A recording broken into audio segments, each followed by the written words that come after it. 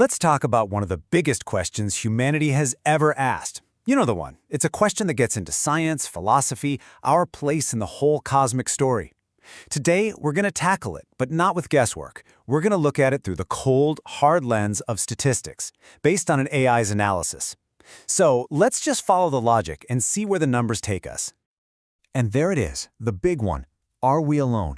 Just four simple words, but they carry so much weight, don't they? For pretty much all of human history, we've looked up at that night sky and wondered. But what do the actual numbers have to say about it? Okay, so here's our jumping off point. This is the core idea of the whole analysis. The AI isn't just guessing here, it's doing the math. And the argument is that for Earth to be this one-off, unique miracle, well, the odds against that are just staggering. So let's unpack that. Let's see how the dots connect, and we're going to start with the one thing we know for sure, our own planet. Right, so the first, and honestly the most powerful piece of evidence, it doesn't come from some far-off galaxy. Nope, it comes from right here, right under our feet. Our own world gives us the basic blueprint for why life might actually be pretty common out there. Now look at this. The really wild thing here is the tiny gap between when Earth formed and when life first showed up. I mean, in cosmic time, that's nothing. It's like a blink of an eye. Life didn't wait around for some perfect moment. It pretty much crashed the party as soon as the doors were open. And that suggests something huge, that life isn't some ridiculously improbable fluke, but maybe it's just a natural thing that happens when the conditions are even remotely right. And here's the other thing about life here on Earth. Once it gets a foothold, it is unbelievably tough. I mean, we found these things we call extremophiles, and they prove that life doesn't need some perfect, cozy paradise. It can hang on in the most insane environments you can think of. This just blows the doors wide open on what we might consider a habitable world. Okay, so life starts fast, and it's tough. But what about the ingredients? You know, the stuff you need to make it in the first place. Is that stuff rare? Is it unique to Earth? Well, the data says absolutely not. You know, the fundamental building blocks, we're talking carbon, water, amino acids, they are literally scattered all over the cosmos like dust. We find them on meteorites that land here, in giant clouds of gas between stars, and right here in our own backyard, on our neighboring planets and moons. So the point is, the universe comes pre-stocked with all the raw materials. It's not a miracle, it's just chemistry. All right, so we have a rapid start for life, we have resilient organisms, and we have the ingredients everywhere. Now, let's apply all that to the sheer, mind-bending scale of the universe. This is where the statistical case just becomes completely overwhelming. So get ready. Just let that number sink in for a second. Not million, not billion, 2 trillion galaxies. Every single one of them a sprawling city of stars and planets. And that's just the part of the universe we can see. Okay, now take every one of those 2 trillion galaxies and pack each one with hundreds of billions of stars.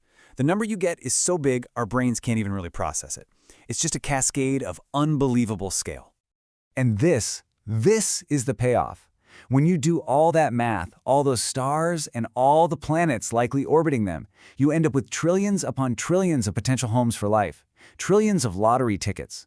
The idea that Earth is the only winner, well, like the AI said, it starts to look statistically unrealistic. And you know what? This isn't just a thought experiment anymore. For the first time ever, we actually have the data. Our telescopes are out there finding planets every single day. We know for a fact now that worlds like ours, rocky planets in that just right zone where you can have liquid water, are common. The theory is becoming something we can actually observe. Okay. But this brings up the most obvious question, right? It's the big one. If the universe is so packed with life, then why is it so quiet? Where is everybody? This is the #1 counterargument, and it's a really good question that we need to address. This whole puzzle has a name. It's called the Fermi Paradox. And it's a great question. You have this high probability of life on one hand, and this deafening silence that we've observed so far on the other. But does silence really mean emptiness? See, the silence isn't really a dead end. It just opens up some really fascinating possibilities. For one, space is just mind-bogglingly huge. Any signal gets incredibly faint. Then there's time. A civilization could have risen and fallen a billion years before we even showed up. Or maybe their tech is so advanced we wouldn't even know how to look for it.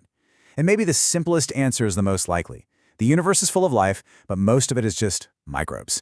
So the silence doesn't prove we're alone. It just makes the mystery even deeper. So after we weigh all the evidence, the fast start on Earth, the toughness of life, the ingredients everywhere, the astronomical numbers, and the logical reasons for the silence, we can finally arrive at the verdict. And this table just illustrates the point perfectly. Right here in our own neighborhood, we don't even have to look at other stars yet. Right here in our solar system, we've got multiple places that scientists are seriously looking at as potential candidates for life. So if there are 4 or 5 possibilities around just our one little star, just imagine the potential out there across billions of others. And this is it. This is the conclusion. When you strip away all the hope and the emotion and you just look at the data, the most logical position, according to this analysis, is that life isn't a miracle. It's a fundamental feature of the cosmos. It's just what happens when physics and chemistry get to play out over huge amounts of time and space. So we're left with this final thought. If we accept this case, if we're really not alone, if life is the rule, not the exception, how does that change things? How does it change our perspective on our own purpose, our future, and our place in this vast and very likely living universe? What do you think?